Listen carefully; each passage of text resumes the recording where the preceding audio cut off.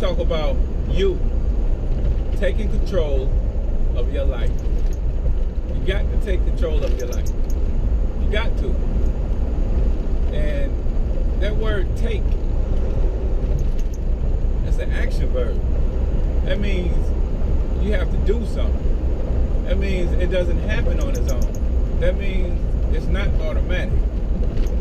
It's easy for us to get caught up in the day-by-day activity, all the hustle and bustle, all the distractions, all the outside influence from media, from our friends, from television, from the music we listen to, news reports. It's easy to adopt thoughts and ideas and a consciousness of reality based on rhetoric from others, not based on our own situation or thoughts generated from our own foundation, from within our own minds. It's easy to become part of the herd, take on that same mentality as the masses, because this happens by default. You got to understand, when you turn on the television and the message that you are exposed to is the same as when you turn on the television or turn the television to another channel and it's the same message. And when you turn on the radio, your favorite artists or at least the disc jockeys introducing the music are repeating the same messages. It's easy to be hypnotized by that message. You have then entered the matrix. You take on the belief system that generates that type of message. So you're part of the community, all with the same mentality. That's the general population.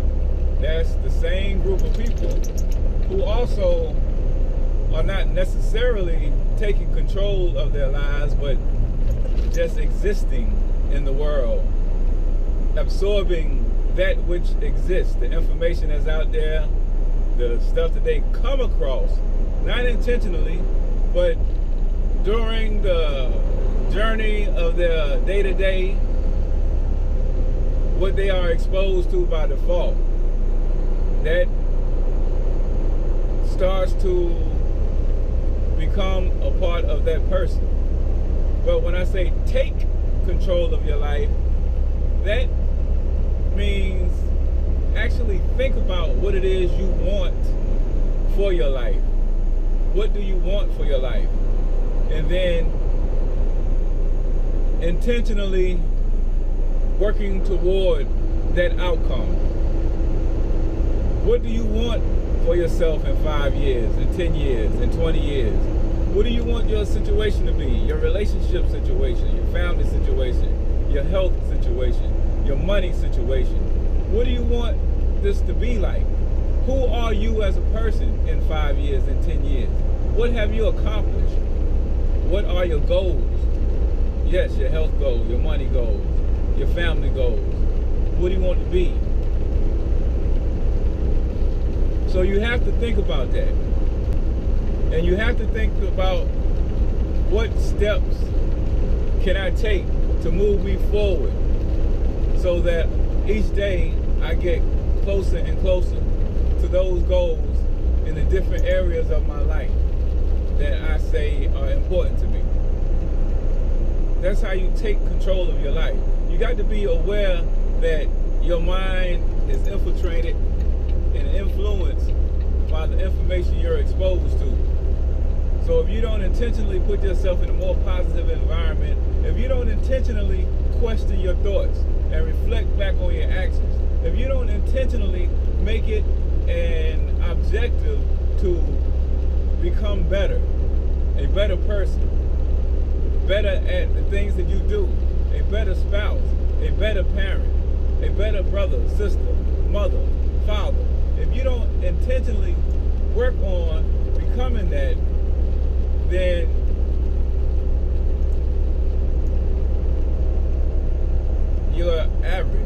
if that. Because then it all depends on what environment you've been around. You know, what you've been exposed to at an early stage to the point in which you have taken on the role in which you now play, what you learned up to that point, to inform you on how to do that role, to what you are currently exposed to. You know, some of us are around people who allow us to be mediocre. Some of us are around people who influence us to be counterproductive or even destructive. So you have to pay attention. You got to be aware of the people you are around. Understand that you are influenced by your environment.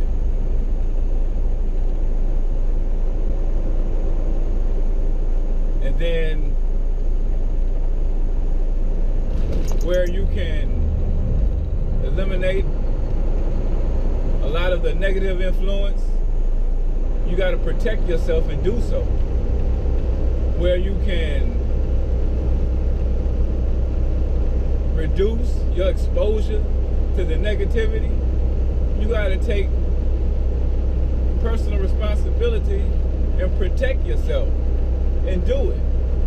You can't continue to be around people who are habitually negative, people who constantly introduce you to toxic rhetoric, ideas, thoughts, temptations.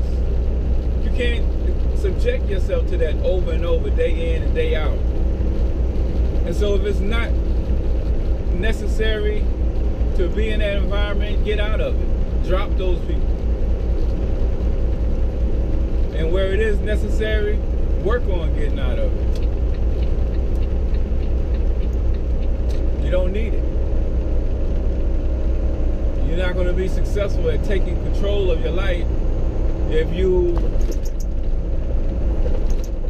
try to make that type of environment be a permanent part of your life.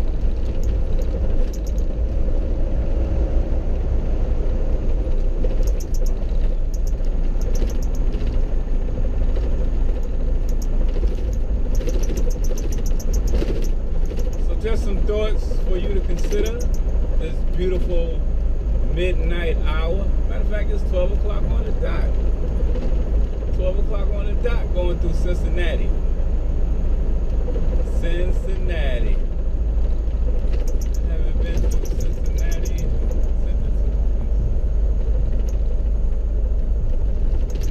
about 10 years.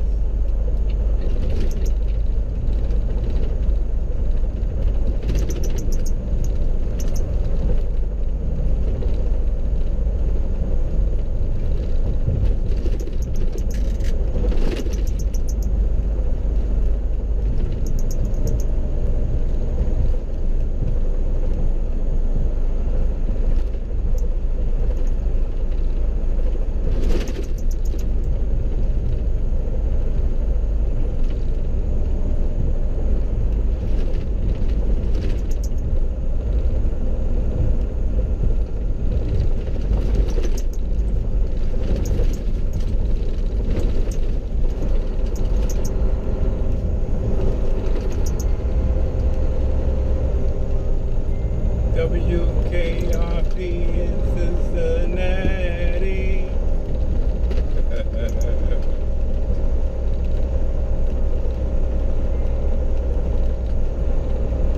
Headed down to Lithia Springs, Georgia, which is just outside of Atlanta. We will be hitting rush hour down there.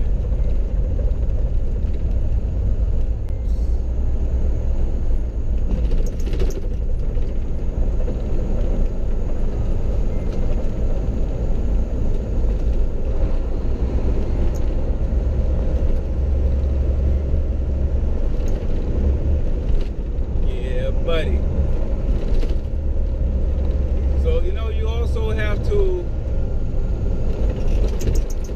think about what are some daily activities you can do to help you create the type of life you want to live. Like I said, the stuff that's going to help you move toward where you want to be. All these overpasses look low. Now, you know, some of us may not have been brought up in the most ideal environment. You know, you may not have had the influence, the support system, the nurturing. You might not have even gotten the information that you should have gotten. The life skills, the insight, the input, the advice to make choices that's in your best interest as an adult. But guess what? Psychologists will have you go back and relive those moments, I guess, and everything. But if you will decide what you want your life to be, then you can now easily research what is required in order to produce those results. You want a lot of money, then you can search what are the habits of the wealthy. If you want great health, you can research how to be healthy, you know, what produces better health. What are the habits of people at top health? Who are the healthiest people on earth? And then you read about them, read about their lives. What do they do? What type of diet do they eat? How much do they exercise? See what I'm saying? You can research all of this stuff. So you can get the insight, you can get the information. Relationships. You might not have seen relationships modeled in the best way. But guess what you can do? Find some books on relationships. There's a book, Dr. Laura Schlesinger, The Eating and Feeding of Husbands, Caring and Feeding of Marriages, something like that. I forget now. Dr. Gary Chapman, The 5 Love Languages. So you can, now see, there is a gap right there where, I mean, that's kind of like the reason for me making this video. It wasn't always the case that it was easy to access this information. If you didn't get it from your parents, then you were stuck going along a path that would reflect that upbringing. But now you can disrupt that. Now you can be intentional and easily seek out the information because of search engines, basically, and the proliferation of information available. Now, because all this stuff is out there, you just plug it into a search engine and boom, it's going to give you results that's relevant to the information you're seeking. So, I mean, right now we have a learning curve, or I guess more so an awareness curve that's keeping people from accessing the information that can help them to reach their goals, because we actually have the tools, the information there that's available. It just doesn't come to mind to use what exists as a tool in order to access the information. So we spend time online playing games and watching videos and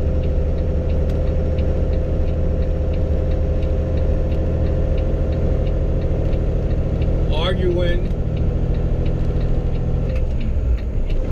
doing everything else. But how much time do we spend actually trying to better ourselves? How much time do we spend trying to get ahead?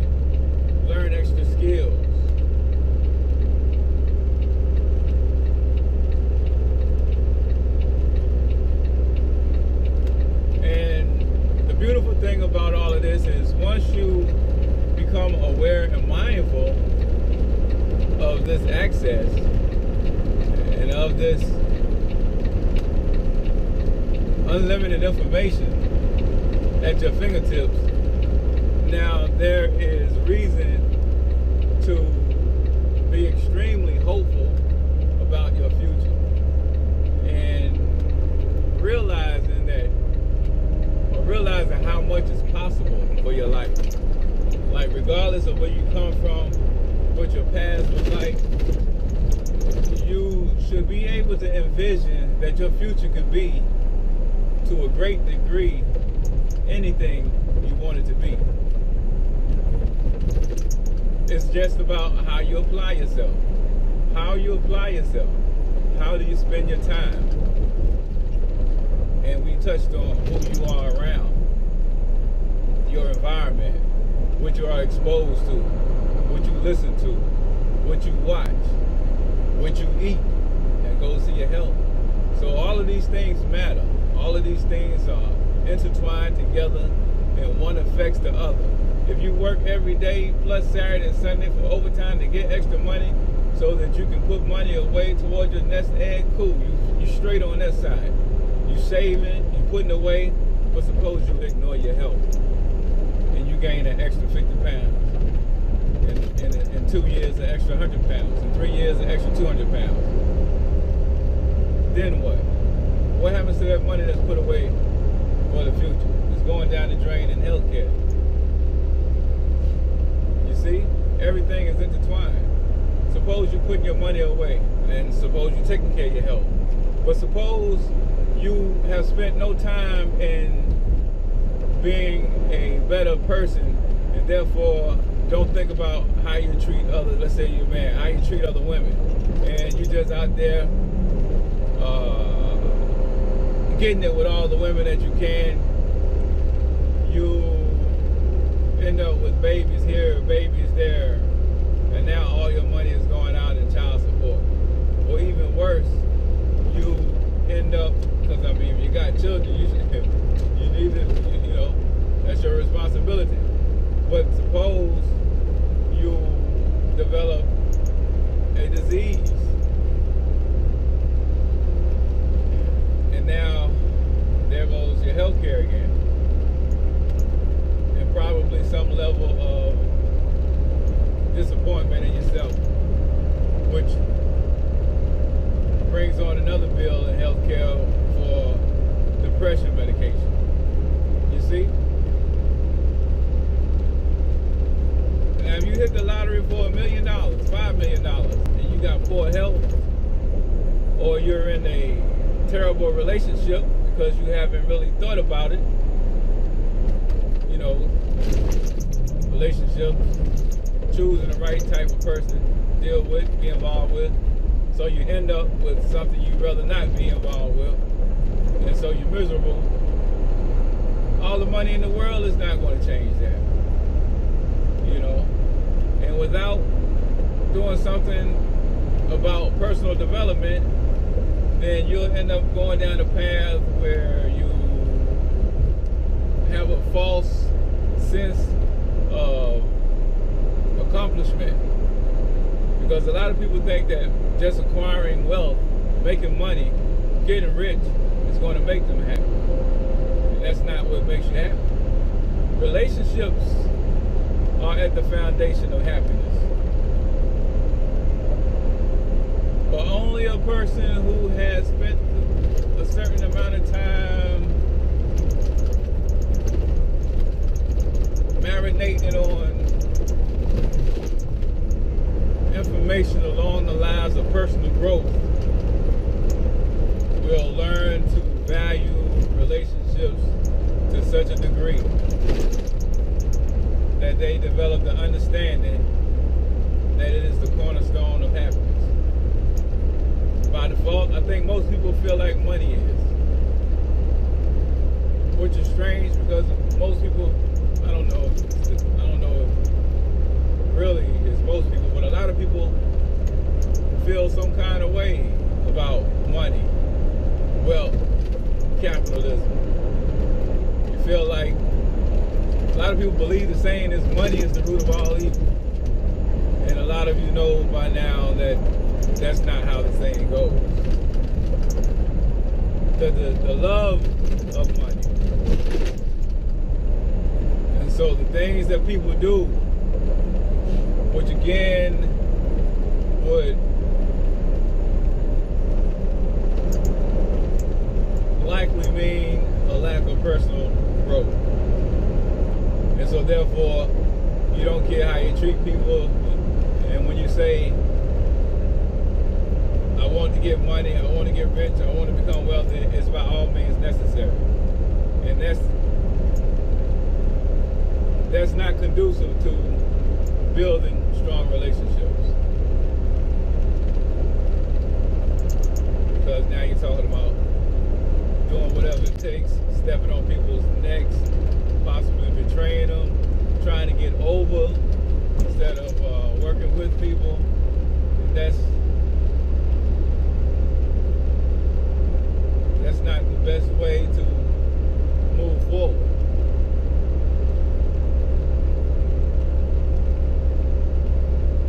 So I just want you to think about that. I just want you to think about taking control of your life. Take control of your life. That means be intentional about some of your actions and beginning some, eliminating others. Starting some habits, getting rid of some others. Seek out the relationship with some types of people who will be a positive influence on you, and getting rid of some others. You see? That means consuming some types of media, reading some types of books, materials, and eliminating some others, because all of this stuff makes up your environment, and that which you are exposed to most frequently is going to be what influences your thoughts most significantly. And of course, your thoughts produce behavior. Behavior is a part of your actions. Your actions determine where you end up.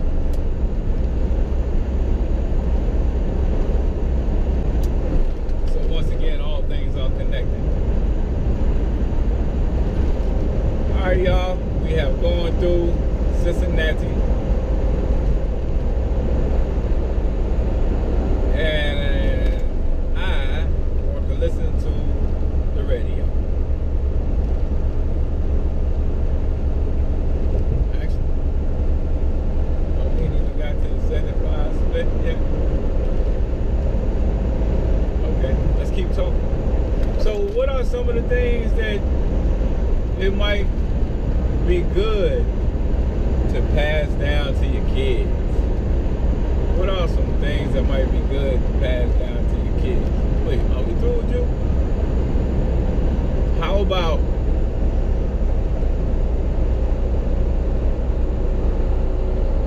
now, I know.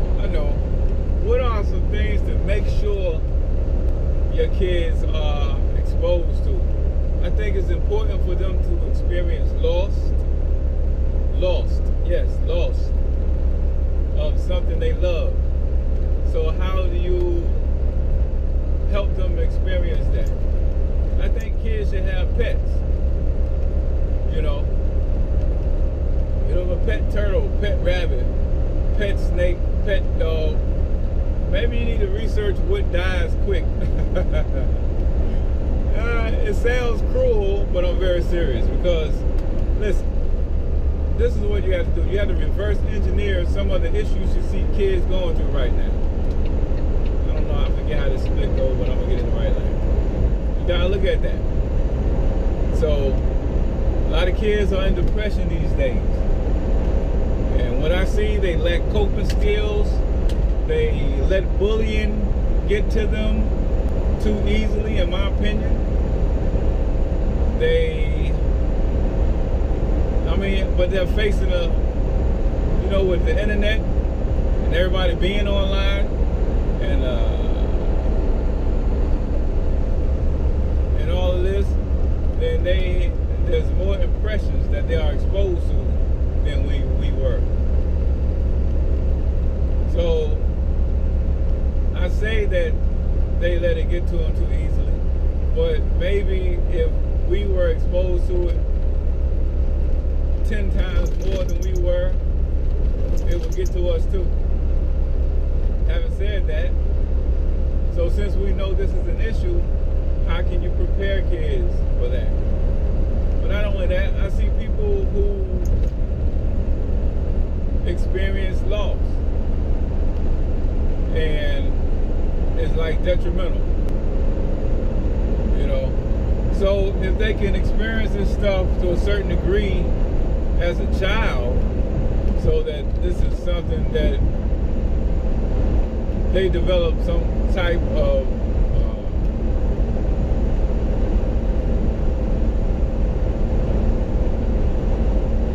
stamina for enduring, then maybe it won't hit them as hard when they have to go through these types of situations as an adult. So if you have a pet and that pet dies, and you at home, you have parents to help you deal with it and coach you through it, it's not going to hit you as hard.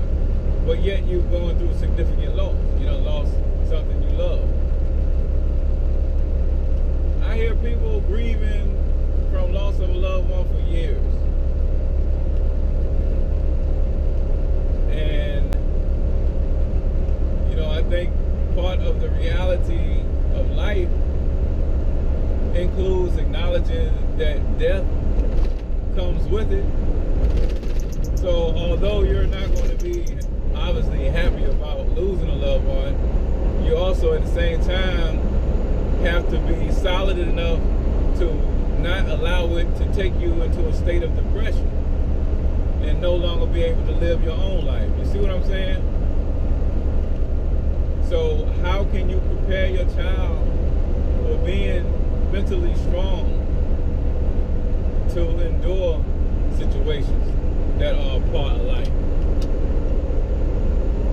So that's one of the lessons that you actually teach as well. You put it in their head. Life comes with certain components that we all have to face and deal with. Death being one of them, What else? Entrepreneurship. I feel every child should have the opportunity to engage in entrepreneurial activities.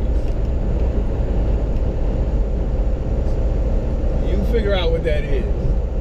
Different kids sometimes have different abilities, different skills, different talents, different things they like to do. And you can take those and help coach them in a way that they try to generate a profit using those skills, talents, hobbies.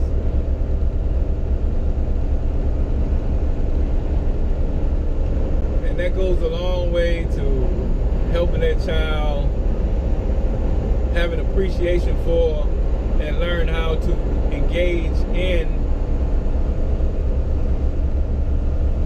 business, capitalism.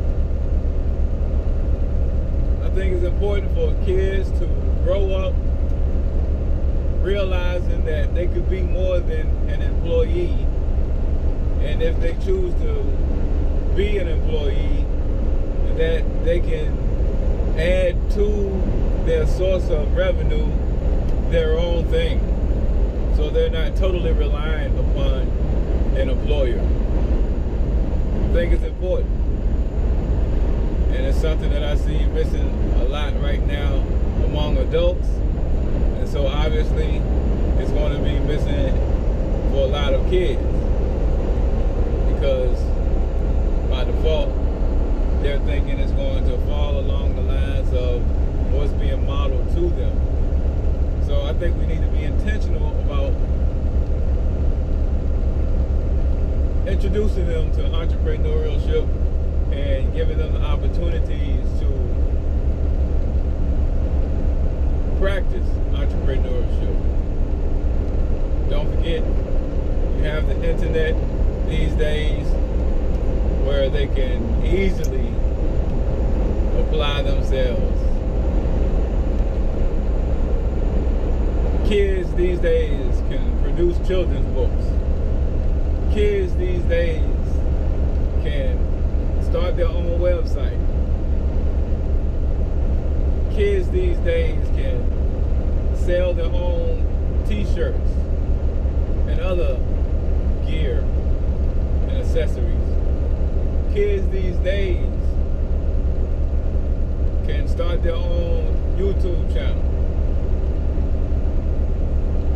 around some type of theme. Kids these days can start their own forum around a topic that they love. There's plenty of opportunities out there. Creativity is important. A certain amount of independence is important. Being able to work with others is important. Conflict resolution is important. Civil discourse is important. Learning how to disagree with people and at the same time get along with people. You see how the lack of those skills plague leadership in our country today. Well, there might also be a certain amount of greed that makes that a reality as well, not just a lapse of knowing how to work together. So take that with a grain of salt.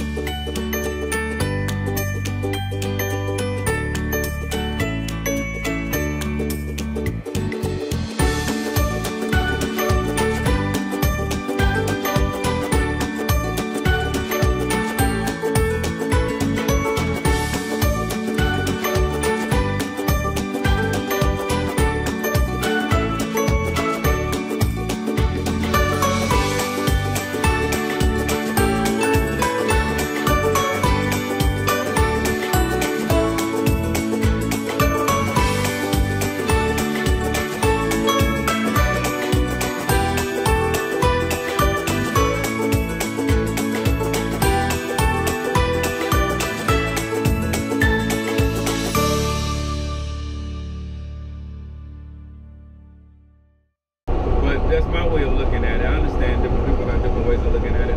All I'm trying to do is to help people have a different way of looking at it. That's an option. That's a different option. So you can spend your time and attention on feeling like a victim and feeling oppressed, or you can spend your time and attention on thinking about what things you can do to better position yourself to live the American dream. That's what I want to put out there. Tweet that.